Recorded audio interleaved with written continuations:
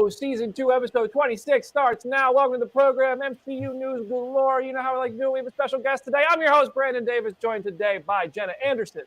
Hey, everybody. Hey, everybody. We got Jamie Jurack. Good morning. Woo, look at Jamie Jurack, feeling good. We love to see it. Welcome back to the program. Thank you. That's a little dance right there. Aaron Freed is here. Happy Love and Thunder Eve for all who celebrate. Let's go. Or if you're Layla, happy 11th day, right? Because the rest of the world gets it a day early because everybody's better than us. And honestly, sometimes I think that. But anyway, welcome to the show. We have a very special guest on Phase Zero today. I'm very excited to announce that we're going to celebrate the release of Doctor Strange in the Multiverse of Madness. It's now streaming on Disney Plus. It's hitting Blu-ray and 4K on July 26th. And to get ready for that, so you can watch it in all its HD glory and really, really analyze this person's work really in HD form. I bet that's not nerve-wracking in any way. We have the costume designer Graham Churchyard here on Phase Zero. Graham, welcome to Phase Zero. Thanks for joining us. Great. Hi, how you doing? I'm great. It's an absolute pleasure to talk to you. I'm a big fan of your work. You also worked on Guardians of the Galaxy, which I think is fun to note. Two movies that I did not get to visit the sets of. Jim Viscardi stole the Guardians of the Galaxy set visit from me back in the day, and Doctor Strange happened nowadays, so the doors weren't even opened. But I got to see the costumes in person at the premiere, which was incredible. Yeah. So I want to start with a compliment of your work. Really brilliant work you did on Doctor Strange, and thank you for joining us to talk about it. Absolutely, yeah, no, absolute pleasure. So Jenna, I'm actually going to let you start us off here with the interview here. Awesome. So the new Doctor Strange costume, like the main costume he wears throughout the movie, is just so good and so comic accurate. I was curious what your influences were, and also how many of those costumes existed, because I'm assuming you would need a lot. You mean the main 616? Yes. with his Sentinel cloak? Yeah. Well, that was a revisit because for some reason he as Master of Mystic Arts, he didn't get a upgrade for his costume. As you all know, I'm talking to people like you don't know, but basically he wore the same costume in Endgame as he did in Doctor Strange. So after like 5 appearances, correct me if I'm wrong, but then with some crazy COVID rescheduling, with Spider-Man 3 not happening when it did, he ended up wearing the same disciple costume in that movie as well. So he was ready for an upgrade, and the studio wanted it. Kevin particularly wanted us to maybe go a bit further, but we found a balance that here's the thing: the cloak, it kind of only sits in one place, this asymmetric, amazing bit of fabric engineering.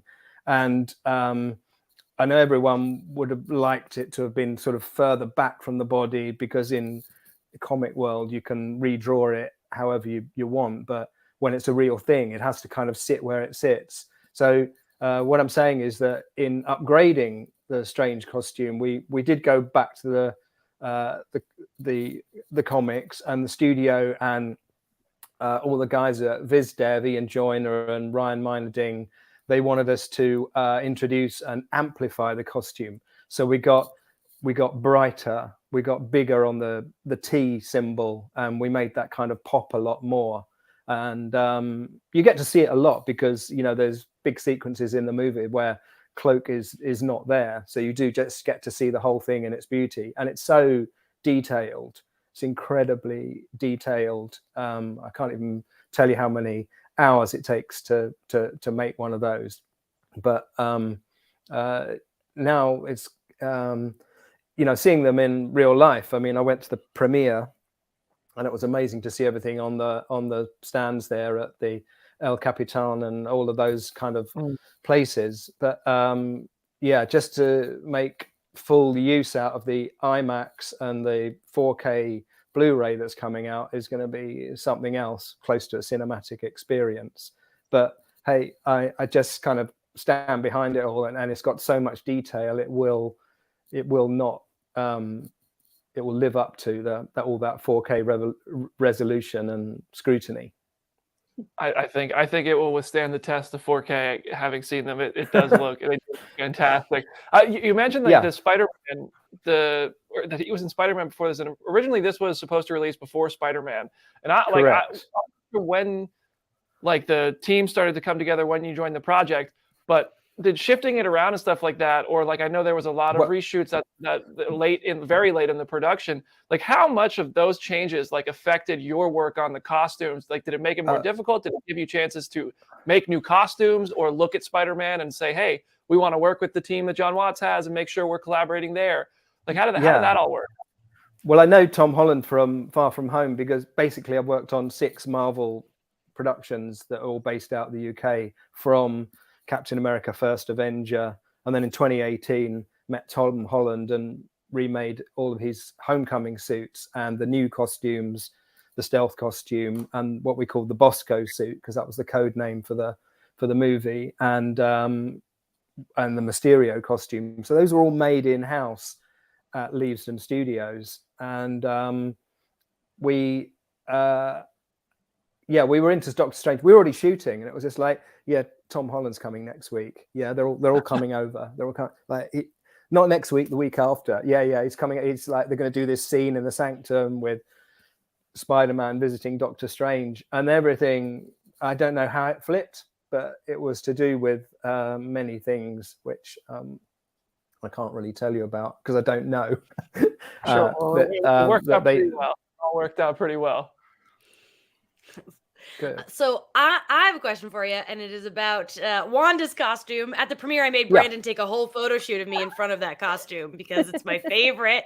And so what are the challenges, of creating a costume that kind of says this character is both a hero and a villain? Yeah, well, out of WandaVision, because we had Lizzie did her first bit of shooting in LA in March of 2020, and then the whole world shut down, and then we had like 5 months on Zoom to sort of, hey guys, what are we going to do about this, and the rewrite. So essentially all the crew were working remotely until not 5 months, but until kind of end of July. And so what about if we do this? What about if we? And so all these new script pages would come out because of many things to do with COVID and also dramatically, so we kind of felt that we had to move the Wanda costume on. This was something that really came directly from Sam, with her kind of beautiful jewel-like costume with its cold shoulder look and somewhat sort of corseted. But I just wanted to give Lizzie more freedom, and the big thing that came into the mix was the Darkhold having such an influence on her and the rest of the movie. So it's like the whole, I mean, to me it was just like, well, her and the whole costume has taken the brunt of the corruption from the Darkhold, and so it was just to create something that was deteriorated. So we had fabulous printers and dyers and 3D modelers and costume makers, and we just did different things like make the skirt more fluid, because in WandaVision you barely saw her, and then in Doctor Strange she was just flying around camouflage the whole time. So I didn't want Yannick Sers and Cindy to be responsible always for the skirt moving. So we created all of those things, for real. And Lizzie loved pretty much all aspects of it.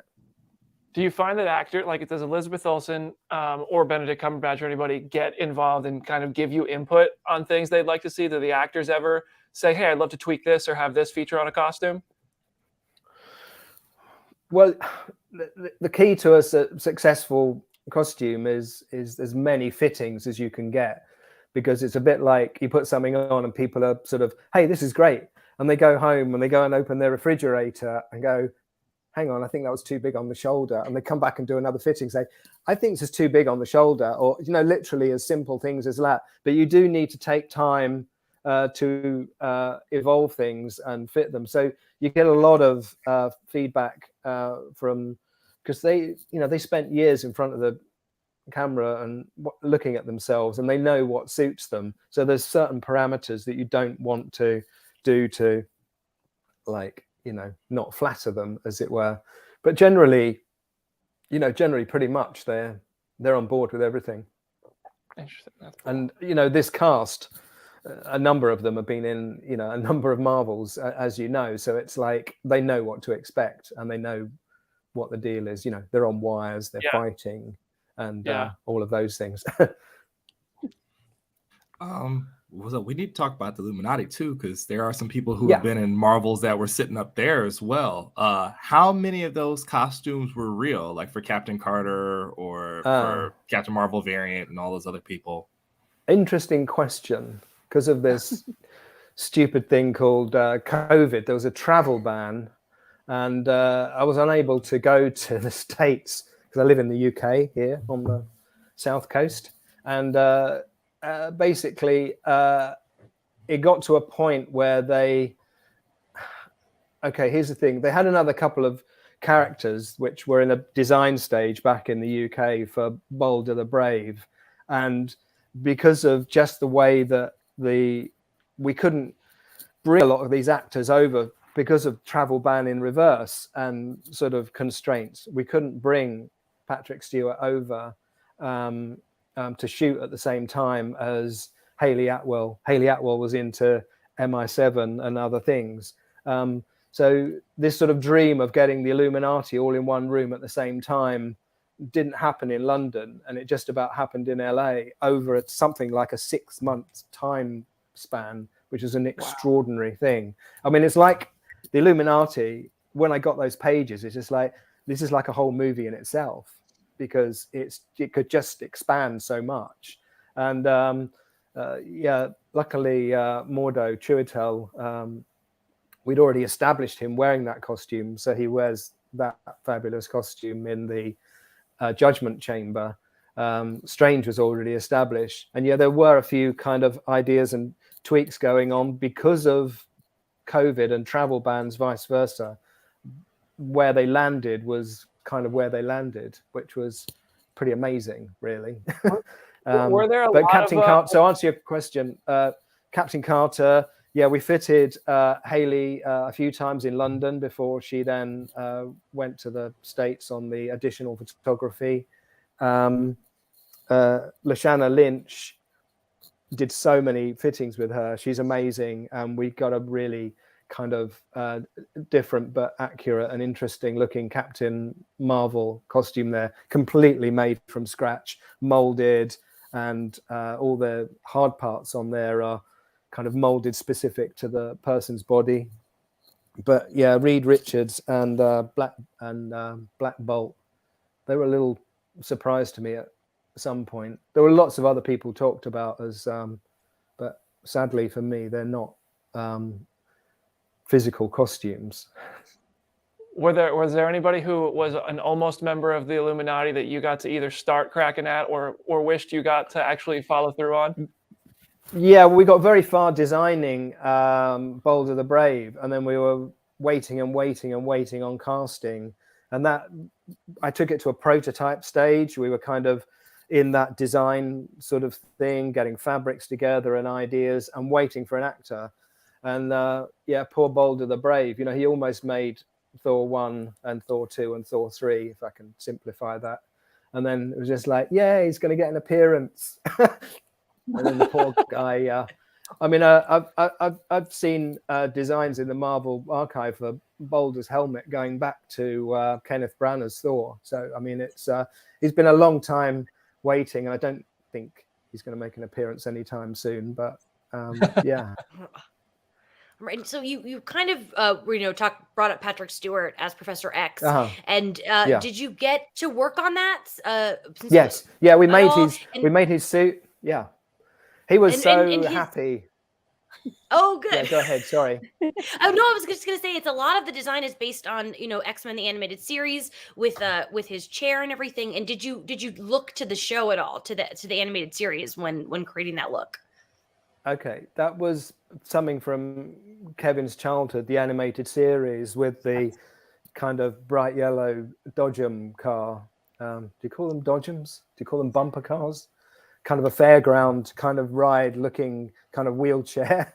And that was something that was in the animated series, and that came up as like, yeah, we're doing this. So the prop guys built that for real, and we shot that in London with photo doubles, and then when it came to additional, they swapped in Patrick Stewart to match the edit that they'd already done. So they did the edit, so the work with him was then condensed, as it were, if that makes sense. But yeah, it was a fantastic image, and the green suit and the striped tie and the white shirt. I mean, Kevin was over the moon that we were doing the green suit, and that was made in London because like there's a tailor shop in London, and we used some fine Yorkshire woolens. So I'd worked with Patrick Stewart some years ago, and then we had a little trip down memory lane.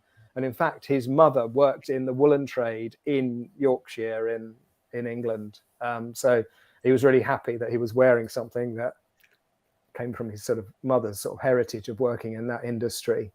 Yeah, I did a Zoom fitting with him at his home in LA. Sent some of the guys from Marvel Studios down there, and I was just chatting to him while they were pinning stuff, and that was the whole thing in COVID. We did so many fittings by Zoom. I mean, even the first, Lizzie Olsen was still shooting on WandaVision, and we piled up some e-crates and sent them all over, packed out her trailer out on the WandaVision lot, and then she was just, hey, what about this one? And then what about this one? I mean, so she was just trying on. I mean, you might think that the orchard scene was, a simple costume, but all these things still have to be, the jeans, the fit of the jeans, the length of the jacket, the length of the coat. I mean, all those things are. Does it say the right thing? Should it be a leather coat? Should it be a canvas one? Should it be knitwear? You go through all those things to find something that tells a story and does service to the character and the actor kind of responds to and can then react to and take from the costume into their performance what you kind of give them. She would say to me, no more aprons. I did aprons in WandaVision for days, so I don't want to be farming apples wearing an apron, So. Your work is incredible. We do have to let you go. I know you have a full day of interviews. My last question as you leave, I have to go to the very end of Doctor Strange and ask if you got to work on Clea when Charlize Theron got to make her debut. Yeah. The inspiration for Clea, if you can leave us with that, I would love to hear anything you can share about working on Clea. Oh my God. Well, that was, Ian Joyner and John Staub and all those amazing guys at VizDev with all those illustrations. And we made that whole costume in London, but never met. We never met her. So that was quite traumatic in itself. And then I sent that out to LA and did a couple of Zoom fittings with her, and then kind of resolved a few things with the whole amazing costume team at the Marvel warehouse. And then she, 2 or 3 fittings later, that was it. She was on set.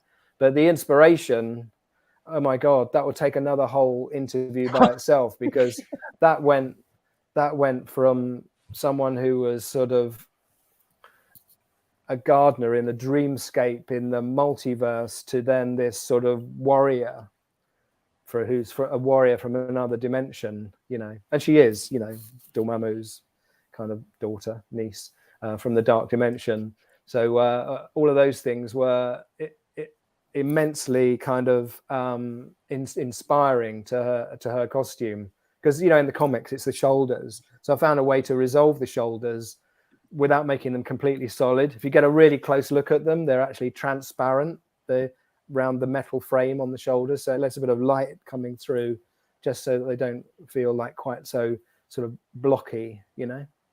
This is one of the coolest interviews we've ever done. I could talk to you for the rest of the day. It's killing me that we have to let you go, but I can't tell you how grateful we are for you coming on the show, Graham. Like your work, not at all. Hearing you discuss it in such detail is really such an honor. Like, thank you so much for the time. If you ever want to come back on the show, you're more than welcome. But I know our time is up, and I got to let you move on. Thank you so much, Graham, for joining Phase Zero today. Brandon, hope to see you again. I loved it. Thank you. Thanks. Bye. Bye. Wow. That was awesome. Like that was so cool. Oh there are my things God. you just don't think about, like Exactly. the flowing of a cape and like all this work that goes into it. It's so cool. My God, and Baldur the Brave was like that close to actually happening. And I actually did. I wanted to clarify if Mr. Fantastic was a real suit, but it sounded like it wasn't, because he said Black Bolt was CGI. Yeah. And then he said Black Bolt and Mr. Fantastic were a surprise to him. That's got to be so nerve-wracking. Like, he sent the suit to Charlize Theron to go shoot in LA. He never even saw it being worn. He probably just had to go to the premiere and see it on the screen. Yo, couldn't be me. I'd be terrified. I get nervous about this show. I can't imagine. All right. So we got some news. We're going to talk about Miss Marvel Episode 5 spoilers at the end of the show.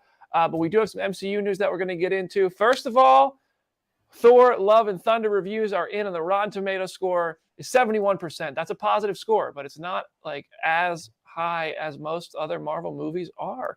So for comparison, the first Thor movie has a 77%. Thor: The Dark World has a 66%.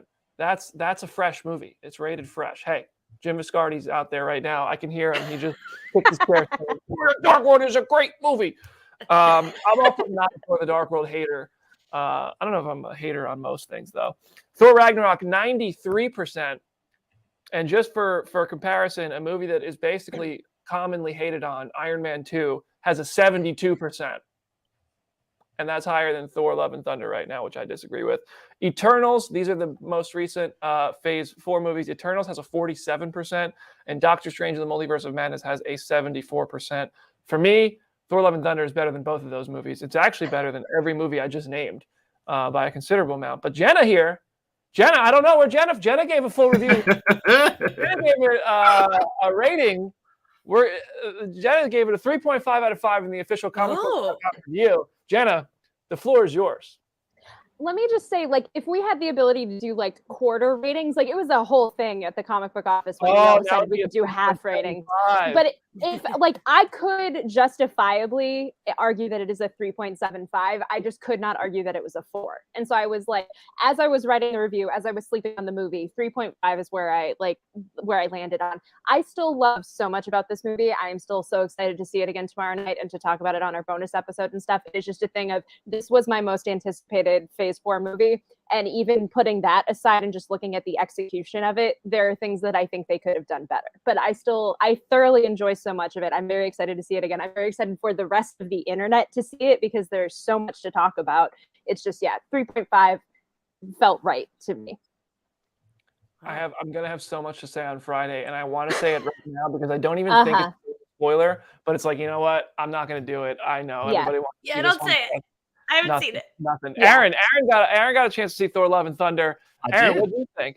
I liked it a lot. Let's go. I don't really get the response. I don't get it. I mean, it is fun to watch all these people like rip to shreds some of the VFX stuff because I'm like I'm like a dog at a computer. I can't do any of that stuff. I can't tell you how to do your jobs, right? But I think it's very heartfelt. I think it's very emotional. I think it's probably more emotional than a lot of people are probably going to be expecting. I really, really desperately want to have us have a bonus episode with Carly Perry, Spencer's wife, who's like the big romance person on the internet. Because yeah, like I'm about to let me bug Spencer. I'm gonna go get him out of vacation and be like, I need your wife. I will say, so many times watching it, I was like, I cannot wait for Jamie to see this, like on many levels. Like I am so ready for you to have seen it and to talk about it because like, I have a feeling you and I are just going to be like duetting, just like screaming back and forth about various things. So it's like I am so excited for that part of it. That makes me happy. I can't believe I haven't seen it yet. One more day.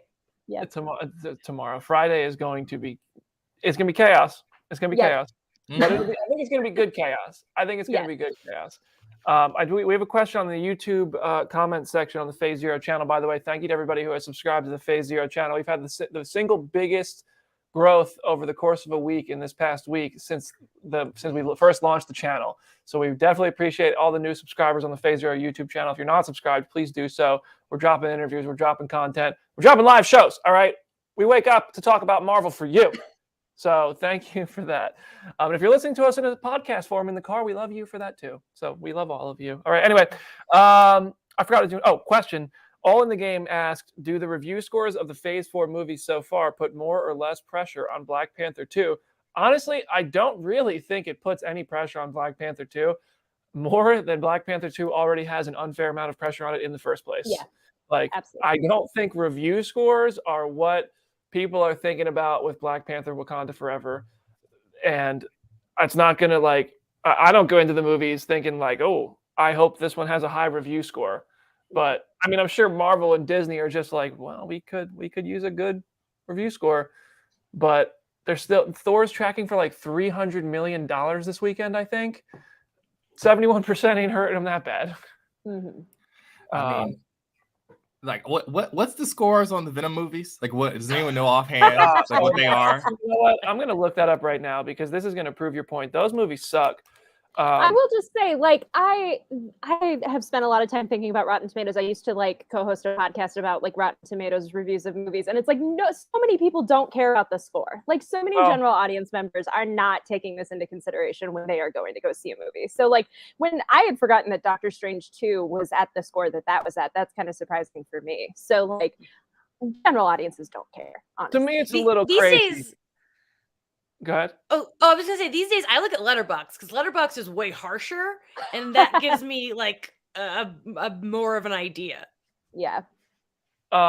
Venom 1 has a 30%, so that's fair, and Venom 2 has a 58%. Even though I think that's generous, I think Venom 2 I think Venom 1 is not good, and I think Venom 2 is really not even. It's just I don't need to take my Venom 2 was tough.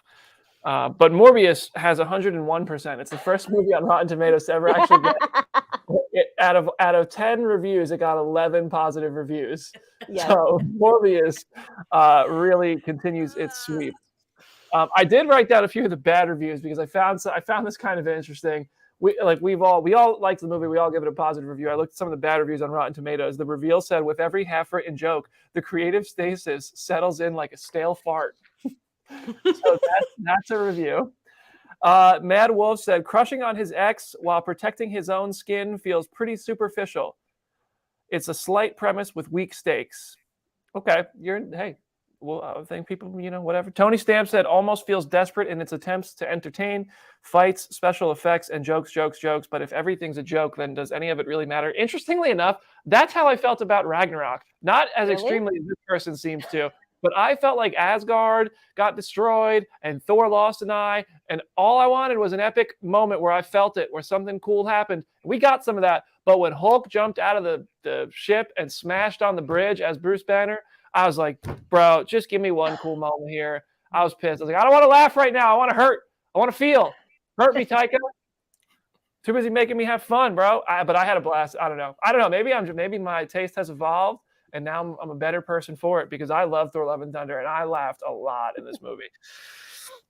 Rolling Stone, a collision of competing tones, subplots, conceptual big swings, and chaos masquerading as pathos. This new addition to the Asgardian gods and monsters corner of the Marvel Cinematic Universe is a holy mess. But like, I don't know, man. Hey, you're entitled to your opinion, everybody. Every one of these bad reviews makes me think I'm definitely going to like it. I think it's interesting. I think, like, for me, I'm going to talk more about this on Friday. This, to me, felt like the most Phase 1 movie of Phase 4. Like, Shang-Chi was very much felt that way as well because it was just truly based on the one character. It was based on the family. It was an origin story. This isn't an origin story, but it has a character from Phase 1. It has kind of, like, just those elements that we liked about Phase 1. I love Phase 1 movies. So I don't want to give anything away and spoil anything. Obviously, it's Thor. He's surrounded by characters from Phase 1. And it's got like kind of elements of Phase 4 that we want, where it's this expansive, cosmic, crazy trip where we're visiting new worlds and we're seeing new characters. And the post-credit scenes absolutely kick ass. So to me, that feels like the best of Phase 1 and the best of Phase 4, because for me, the multiverse in Phase 4 hasn't really been working that well. So I love this movie. I love this movie. It's its own movie. It's not in the multiverse. Anyway. All right. I've rambled on. I thought Thor was great. Jenna thought it sucked. And no. 3.5 is respectable. 3.5 is respectable. That is a passing grade. Like I said, there's so much I love about it. It's just the stuff that frustrates me so much that it kind of diminishes it a little bit. Either way, I am very excited for Friday. I will give you that, because I will say that I love the movie, but it's very easy for me to imagine the things that would have made me like it even more, which is like, wait, exactly. Yeah. But I really enjoy it. All right, let's keep moving, because we still got to talk about Ms. Marvel. Yes. Okay. So we got some images from Black Panther: Wakanda Forever. They're circulating around the internet. You can go find them for yourself. We ain't showing them. You got Namor for the first time. And Marcelo Huerta's having a little bit of fun, right, on Twitter with some Mermaid Man and Barnacle Boy memes. You can find those online too. I'm glad that these actors can have fun and they're not quite as afraid of being absolutely blipped out of the sky by the ninjas. Okoye and Shuri are featured in them, right? They both got new looks. There's some Ironheart promo art, but no look at Riri, like a full render of her, and some images of what we think is the Mark I Ironheart armor. Like all of this stuff's like just slipping out. Like me and Jenna, it's a well-worn joke now. I just waltz right into Jenna Anderson's DMs and go, oh boy, another weird leak from another place. Crab rangoon, things of that nature. I'm gonna order some Chinese takeout and it's gonna be like, hey, here's a tuma. So did you guys see any of the images? Does this make you more excited for Black Panther: Wakanda Forever? First off, I have to say we need to have Nicole Drum from our site on here to talk about Namor at some point, because I was texting back and forth with her as Namor stuff started dropping, and she has analyzed every single square inch of that costume to me so many times. She is a Namor super fan, and I'm so happy for her. I like the vibe for Namor. I like the stuff that is leaking. I'm very curious to see when and how we get official looks at this movie, because I feel like there's so much to show, and as we were saying, so much expectation on this movie that I'm very curious to see like what the official stuff actually looks like. I mean, 2 weeks from now, right? Exactly. I don't want to say that, but that feels like an obvious answer. Yeah, there's no. I'm willing to bet the house. I hope it's released online, but there's no way they don't show a look at this movie in Hall H at Comic-Con. And I can't imagine. I imagine they're going to show a lot of things in Hall H at Comic-Con. That said, if they're going to release one online, it's going to be this one. Because that's the window. Look at the trailer dates for the previous films. They've been about 4 months or before the movie comes out. Instead of a whole year, we used to get a trailer in May for next May's movie.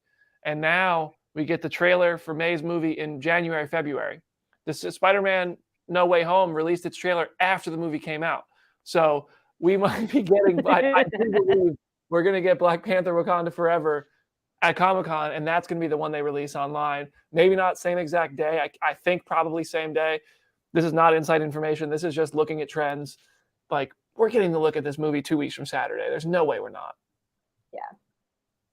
That's my. If I let you down on that and I got your hopes up and we don't, so. But I believe that. These images, I saw them all, and I saw them and looked at them really quickly. I'm like, you know what? I just want to see it. I just want to see the trailer. Yeah. But you're not going to not look. You're not going to not look.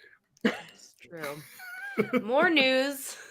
Taron Egerton, who plays my boy Eggsy in the Kingsman movies, has met with Marvel Studios. The internet is going crazy about this bit of news. He told our own Chris Killian that he'd love to play Wolverine. And, we want a short king in there. So what do you guys think about this potential casting? I'm just glad we've acknowledged the short king of it all. It would be so funny if this is for a completely different role. Like Chris, my boyfriend, has joked NFL Super Pro, which is like one of the weirdest Marvel characters who ever existed. He's just an NFL superhero. Like, if it were anything else that wasn't Wolverine, that would almost be funnier. But if he does end up being like on the short list for Wolverine, I like it, because that's one of the few fan casts that I feel like actually hits the nail on the head. So did you all peep what Jenna just did? The short list. Oh, I heard it. Not even intentional. Not even intentional. I need BD to talk to Daniel Radcliffe and Edgerton at the same time. I need them both to be like, yes, we know we're short. Okay. But I'd still like to do it if you have me. when Chris talked to Taron Egerton for I forget what movie it was for. I told him Chris and I usually talk before our junkets, and we'll be like, "You got any questions? Any suggestions?" I said, "Ask Taron if it comes down to a fight between him and Daniel Radcliffe to play Wolverine, like, who wins the fight?" That's just good, dude. That's just two short kings duking it out. Yeah. I honestly, though, I'm sorry, Mr. Potter. I think Taron is strapped. Taron is like, I mean, so I think he might have that one, unless Daniel pulls a wand out and pulls out some crazy magic there. I don't know if he still has it, but I love the idea of Daniel just because it's like galaxy brain and like he's so cute when he talks about it. But Taron is the better choice, I think. But I hate to say it, but I love Taron. I'm just gonna play devil's advocate because we're on a show and conversation. I love Taron as Wolverine as an idea, but I gotta say I do think Daniel Radcliffe could do it. I think Daniel Radcliffe, like, he's played villains. Like, did you see The Lost City? Like, he was a good maniacal little villain. Like, he could tone that down a little bit, get a little grittier, and like grow a beard if he can grow a beard, and then play Wolverine. I don't know. I think he could do it for sure. I also want to say I think Taron Egerton will be a good Superman. I want him to travel back as Superman. That's my number one priority. But if Warner Brothers won't do it for whatever bad reason they're going to have to not have Henry Cavill play Superman in every movie every year, I think Taron Egerton would be a pretty good Superman. I'm just saying. Anyway. Yeah, clearly you were Jenna like, all right. I could talk about Superman for another hour. So instead, I will pivot. Superman. I will pivot. Jamie's face. Am I going to get torn up for this one? Should I have not said that live? At this point, everyone has a Superman fan cast. I feel like every actor in Hollywood who is within that age range someone has fan cast them as Superman. So it's not the wildest thing I've ever heard. I could see it, but yeah, I don't know. I appreciate it. I appreciate it. And then I'll go into the news story that I was given by process of elimination. Ant-Man has broken his silence on the theory about whether or not he could jump into Thanos's butt. This is in the cruise ship show that I'm totally blanking the official name of, but it is part Disney of the video. Wish, right? Yes. So it is on the Disney Wish. It's the new like Marvel centric show, which is so crazy seeing clips from of like, here's Carol Danvers and Sam Wilson talking for the first time, and it's on a cruise ship show. It has the big crab rangoon energy of like, of course, this is the first time we're seeing these characters interact. But yeah, so Scott Lang makes a joke about the fact that he like there are rumors about him having this happen to Thanos, and then Hope cuts him off and then continues the conversation from there. So what do we think? He finally addressed it after The Voice has already parodied it, and after the internet has made so many memes. Now Scott Lang has said it himself. What do y'all think?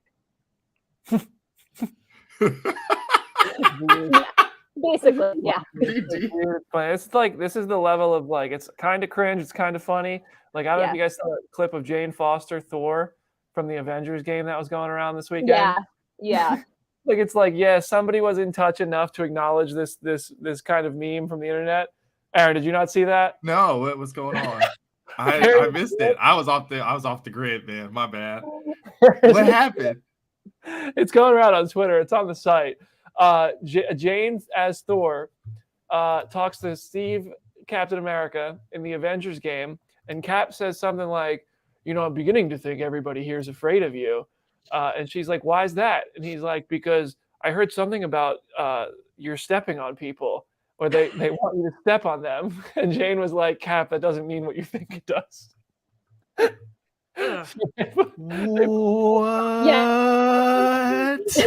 I'm seeing it right now. This is an actual game? It's like, this is a real thing? This is in the actual video game. Yeah. Okay. First of all, we all know we don't want her to step on us. We want her to choke us, but that's not the point. Oh my God. But anyway, yes. The Ant-Man thing. Yes. Written by Michael Waldron of Loki and Doctor Strange 2 fame. Respectfully choke and step, says Ryan reflects. 2 steps, says Maze. Apparently everybody's trying to get stepped on, and I respect it. Yeah, the cruise. Jim Viscardi went on that cruise, by the way. I know. Yeah. Excuse me, this man living the life. Yep. Living the life. I will point out, Ryan reflects in the chat, is like, I love that the Thanos theory is being talked about while the guests are having a meal. It's like, of course, the one place we would address this is when people are actually supposed to be eating while they're watching this. It's like, this is just wild. Scott Lang, y'all. Yeah. Wait, no tax. Richard, how far can the camera zoom in the studio? We're speaking about Jane Foster Thor. I want to show off for a second. Is that possible to be seen? This is for tomorrow. But it looks like I did classic, the thing. Can you guys see that? I can. Yeah. Look how good. Oh, jealous. Awesome. Got it. Oh my God.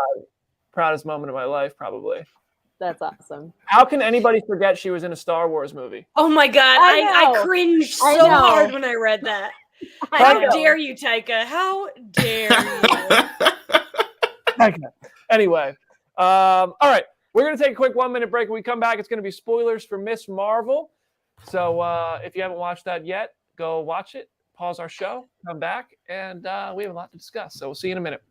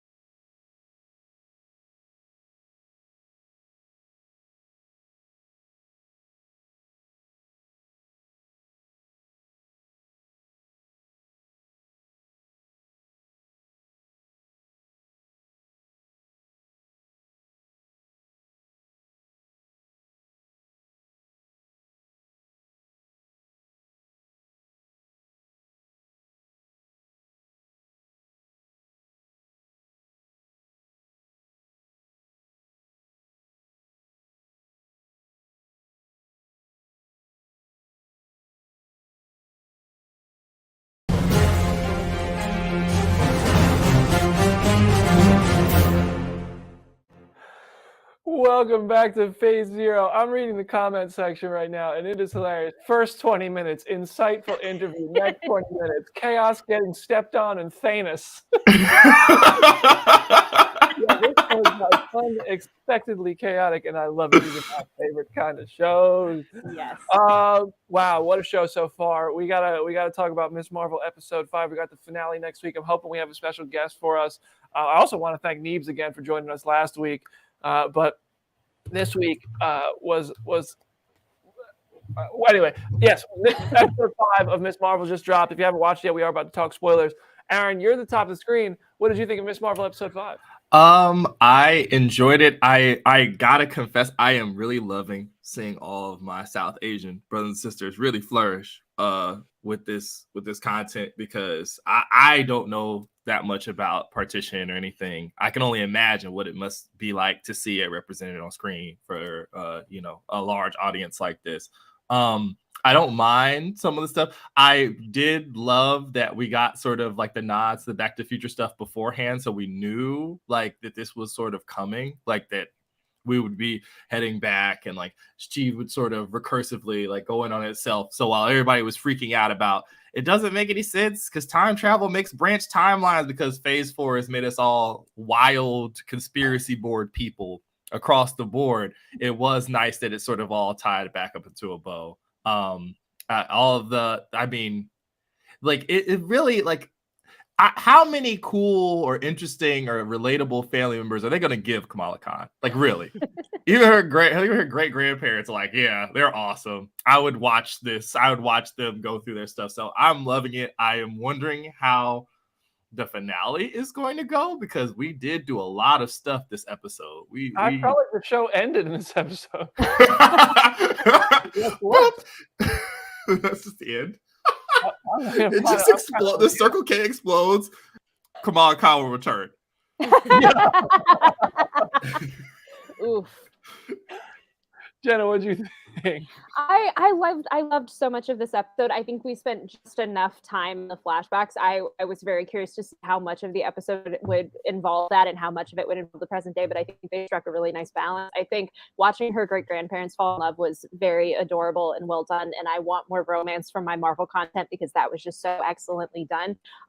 This is just such an interesting thing because I stand by what I said last week. I wish these shows were 8 episodes long, because I feel like we have so much to unpack and so much to cover now with 1 episode left. And it is this thing of like, not in the way that we had with like Moon Knight and Kate Bishop. It's like, we know we're seeing Kamala again. We know when we are seeing that. And so it's like a little bit easier to stomach the fact that there's so much left to explore on the show. But I'm at the point where I'm like, I need more episodes. I need a season 2 confirmed, because what you're putting down is so great. It's just like how much you still have to cover in 1 episode is pretty wild. Jamie, what do you think? Excuse me. I deeply loved this episode. I liked it more than the last 2. And I knew when it ended, there was going to be some controversy about this one. But first of all, I think it feels more like television than maybe anything Marvel and Disney Plus have done. It's taking its time. And I know we only have 1 episode left, but I trust that it's going to come together. And I just loved that they're really taking care to introduce this culture and this family. And the fact that like most of this phase has been about self-discovery and inner self, and this show is so much more about like family discovery, and I just think it's so beautiful. I was really moved by this episode, and I loved when she had her Prisoner of Azkaban moment, when she realized that she was the one that saved her grandmother. And it was when she's walking through that crowd and she's trying not to cry. I mean, it was just so moving and well made, and we've learned so much about this thing that most of us don't know, because it's not, we didn't learn about this in school. I certainly didn't. And you feel it. You feel this kind of claustrophobic weight of what these people had to deal with, and it's real. And then the added, bonus of just there's some magic in there, which is what Marvel's all about. And I think I think it's all coming together beautifully. I just love her mother so much. I love the character, and I've been waiting for her mom to find out, because I've been curious, is it going to be like a Buffy thing where it's really like a fight? In the way I just loved, her mother is my favorite part of the show, and I'm just so moved by the whole thing, and I can't wait to see what's going to happen next episode, because it's like, and I don't care that like we don't have some crazy villain or anything. I trust that it's all going to be wrapped up nicely. A little bit of inside baseball. Jamie's least favorite thing in anything is when the characters don't talk to each other about stuff, when they don't like reveal stuff that can be easily revealed. So Jamie just sitting there like with like, maybe today will be the week. Maybe this week will be the week that she finally tells her mom and resolves this very easily resolved conflict. I get so stressed because we're, as the audience, we know they're going to find out because it's a television show. And I just have to sit with the lies. I hate the lies. I'm not as high on this episode as everybody else is. There's a lot I liked about it. Seeing the partition, like the cultural stuff we're getting to learn about throughout the entire show has been maybe my favorite thing, maybe my second favorite thing, because I also love the family dynamic. Like, I'm with Jamie. Her mother is probably my favorite character, maybe besides Kamala. But that is really the stuff that's working the best for me. The superheroing is not really working for me in the ways that I want it to, and I think that the villains aren't working for me at all. Like, I just don't. Like the clandestine stuff today, like just seemingly resolved already in this kind of weird way. That's like, is it done? Kamran suddenly has powers. Like, what just happened? Are you even going to explain that? Is that the explanation? I was just kind of like, well, all right. I guess the Nord dimension is closed for now. It's not closed for now. I don't really know. But I don't know. The villain stuff just they just don't really seem like that sensible of villains. They waited all those years, and then all of a sudden they couldn't wait one more day to come out for Kamala to help them, and then they kind of make some weird decisions along the way. So the clandestine is just stuff that to me is the weakest part of the show, is the way that the villains are written. But other than that, I mean, the family stuff, the partition stuff, like there's really rich stuff there's really rich story and real world history they're showing us. Like Jamie, I thought the same thing. I was like, man, I don't know that I ever would have learned about the partition. And now I'm learning about it from a Marvel series. Like, that to me is really cool. It's also kind of embarrassing to admit. So there's a lot I do enjoy, but this episode kind of felt like, okay, I think that it's just a Disney Plus problem where it's like they like to save these reveals and send you to a whole different world, quite literally sometimes, in these shows right before the show's over.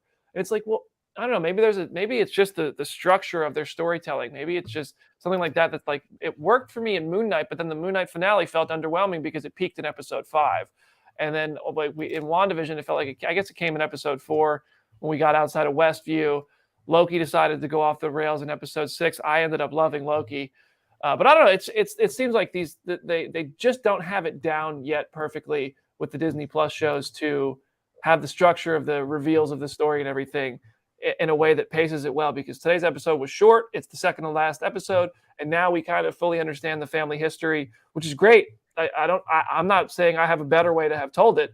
That's why, but I don't know that it worked in the way that they did for me, at least. I'm glad it worked for everybody else. I don't know. I still think the show's really fantastic. This episode for me, I'm certainly lower on it than the rest of you. What do you get? I mean, am I the only one? Am I alone here in thinking the villains are kind of a weak point? I agree. Yeah, I mean, it feels like though we're done. What's like in terms of like the villain, and I'm interested now that Cameron has powers. I feel like something. I'm still convinced that we're gonna get villain Bruno out here, which I know is not gonna happen. But I mean, who knows? He could be paralyzed from that explosion. Kid got paralyzed in the comics. Yeah. I agree. Like, I think I like the idea of a villain who you're introduced and you think they're going to help, kind of like Mysterio, and then all of a sudden they instantly turn. And but I don't really mind that it's not some big grand villain in this case. But I don't disagree. It's not that it's like the strongest, but it doesn't bother me. Okay, all right, it bothers me. I will say though, I did like when they sacrificed themselves like to the veil, and then they kind of like crystallized and then faded away. It looks an awful lot like how yes, like how Agents of S.H.I.E.L.D. showed Inhumans like going through Terrigenesis. So I'm kind of like, I will not be surprised if in the finale, this feels like Charlie Brown kicking the football of like the people who care about Inhumans every week. They're like, is this the week we get Inhumans? Is this the week? It's like, I would not be surprised if there's some more concrete sort of establishing of it, because that visually looked so similar and that did not feel unintentional to me. It kind of feels to me, so I'm going back to the structuring. Like it feels like Hawkeye, where I thought Hawkeye was really good overall, but the same problem happened where you had kind of like the tracksuit mafia and maybe like a villain who you thought you understood, and then all of a sudden, boom, Kingpin. It's like, okay, so we had the clandestine and the Nord dimension, and now all of a sudden in the finale, are we about to just get like, boom, Damage Control is a villain here. They're coming after Kamala, and maybe the show ends with Kamala on the run, and Captain Marvel comes and scoops her up and says, "We're leaving the planet." Like, I don't know. Like, I'd love to see a Carol Danvers cameo in the finale. If it's another 30-minute episode like today's before credits, like, well, how do you fit that in?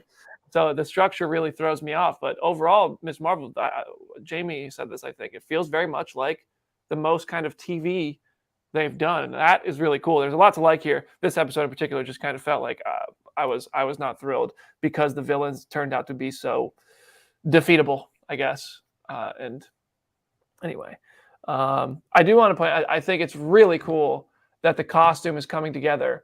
Like if you go back, like that conversation with Bruno and Kamala, where he's dressed like Marty McFly. Not only did it tease time travel, it teased her costume really thoroughly, because they were talking about the cosplay contest, and he said they want you to put yourself on the costume, right? So they want to put a piece of yourself in the Captain Marvel costume, and he suggested, what about something Pakistani? And so she was like, well, I don't know what to put on there. And she went and got the bracelet. Now her whole costume is going to be influenced by where she comes from. It's going to be, it's the logo. We saw the necklace was broken. I love that Neebs' theory is coming true. The K, which is on the right side of it, when you're reading in Arabic, you read from right to left, that's going to end up being her symbol. She got the red scarf from Red Dagger. That's going to be on her costume. I think that's really cool storytelling. That's a really cool origin story for the costume. Would have liked her to get it this episode instead of in the last episode, but I mean, you mean they're doing something we saw in the Falcon and the Winter Soldier? Yeah. Oh look, the suitcase. The structuring, like it's the structuring. I will say, like, going off of that, I am so curious to see, just so many reasons for myself, but just in general, I'm so curious to see how She-Hulk is going to be received when it is inherently a 9-episode show. And even if it does have some sort of episode 4 twist, we still get the bulk of the show after it. And it's like we had WandaVision start out as a 9-episode, 8-episode, half-hour show. And then we've gotten all of these 6-hour miniseries that have these pacing problems. So I'm very curious to see, like, as we get more and more shows down the line, if those pacing problems continue or if it is just a thing with the 6-episode shows. Like, it'll be really interesting to see.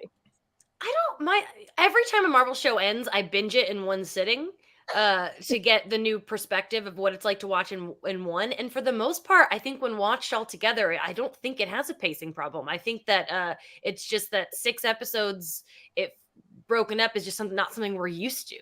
And when watched all together, I think they flow quite nicely. Not every time, there are exceptions, but I don't know. I recommend trying that journey each time. When the show ends, take a day and watch it all at once. Maybe I just have a lot of time on my hands. I don't know. That's fair. That's fair. I haven't binged any of the shows in their entirety at all. I've watched them week to week, and then I'll go back and I'll rewatch episodes during the week before the next one. But I haven't gone back, with the exception being WandaVision, I think, and like binged anything after it was finished releasing. But like Moon Knight, we watched the first 4 episodes all together, and I ended up feeling like, oh, this is great. It plays like a movie. But it was like I got to watch 4 episodes in a row. So maybe then I didn't feel the structuring thing, to your point. So Brandon Moore in the comment section, something I wanted to actually ask. I definitely think we're getting Bruno in Wakanda Forever now, says Indigo15 on Twitch. So what am I missing? So in the comics, Jenna. he gets hurt, and kind of similar to his, like in the first couple episodes when they teased like you have a scholarship to, I think it was like Caltech or something. In the comics, it's to like a school in Wakanda, and so then he like leaves Jersey City and goes to school in Wakanda, and also gets like a kind of cyborgy arm sort of thing to deal with his like injury. I know Aaron can speak to this a little bit more, but yeah, like that there is this weird tie between him and Wakanda that it seems like they are kind of slowly building towards.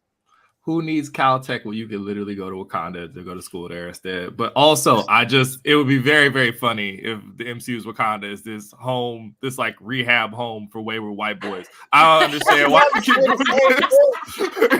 It's very funny that, and also the arm, I forgot all about that, Jenna. It's like even more underlined. Like whenever you get to a point, because these things always build to whenever like all the characters to intersect. Him and Bucky talking to each other, Wakanda is going to throw everyone's for a loop. Like, what? How? Just the Spider-Man meme. Just yeah, like what's going on with that? Like, I mean, for real, a big Caucasian person on the HBCU vibes out of that if it happens, which it could. It very well could. Don't forget they saved Martin Freeman too. Oh, they did. That's right. He's still out there with his like hilarious robe that does not look like it is his somewhere out there with a copy too, right? Oh God. Oh man. So hopefully in 2 weeks we have a picture of Wakanda Forever. Maybe that's why they had to make sure they squeeze in all of Miss Marvel before Comic-Con. Maybe the almost Spider-Man is going to be in that trailer. But yeah, so all right, that's all I've got to talk about today. Anybody else got anything from Miss Marvel or otherwise that you'd like to share on Phase Zero, Season 2, Episode 26? Speak now or forever hold your peace. Jenna, what you got?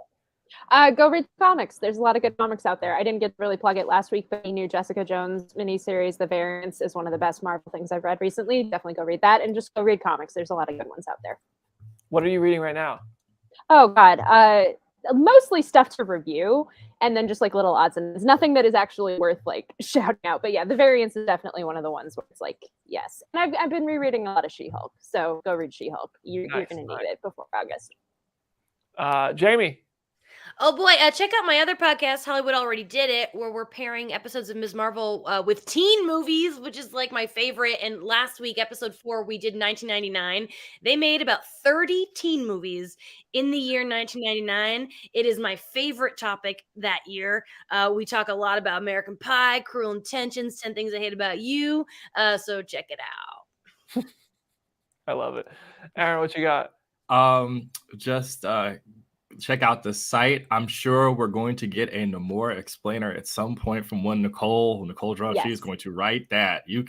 I'd put all my money on that, BD. You're all in on, we're going to get that Wakanda trailer in 2 weeks. I'm all in. Nicole is going to be there for all your Namor-based needs. So yeah, keep a lookout for that. And thank you guys for watching BD interview Christian Bale. Yeah. Yo, you guys, man. Seriously. Unbelievable. Yeah, thank you for that, everybody. The Phase Zero channel, I'm really proud of what we've been able to do in the past week or so. I really want to keep the momentum growing. We have more fun content. We're going to have a Thor Love and Thunder breakdown review video for Easter eggs. We're going to have a Thor Love and Thunder podcast episode, which we'll have the video for on Friday. If I have time today, we'll have a Ms. Marvel episode 5 Easter egg video. Genuinely don't know if me and the editing team have time to get that done today, but we're working on it. Lots of fun stuff, lots of fun interviews. She-Hulk's right around the corner. San Diego Comic-Con's right around the corner. I think, we might dabble with some vlogging at Comic-Con. Who knows? Hall H is coming up. Maybe we'll put together a video as soon as that's done, because I'm really hoping to grow this channel and keep getting us more and more guests. And I know it sounds so stupid, but more views means more guests. That's just the way it works. I think that it's just kind of common sense. So really proud of that. Really proud of, hopefully I also want to get fans interacting with the talent again in one way or another. Got to figure out a way to do that. So a lot of fun stuff coming to the Phase Zero channel. Thank you so much for the support on the channel, everybody. Make sure you subscribe. And thank you, Aaron, Jamie, Jenna, for today. Another great show. Richard, Peter in the control room. Wonderful work. And huge thanks to our guest, Graham Churchyard, costume designer on Doctor Strange and the Multiverse of Madness, for dropping little Scoopy bombs on us. We got some interesting info there. So I'm going to go write articles about those as well. So, all right, guys, I'm rambling. That's season 2, episode 26 of Phase Zero. We'll see you on Friday.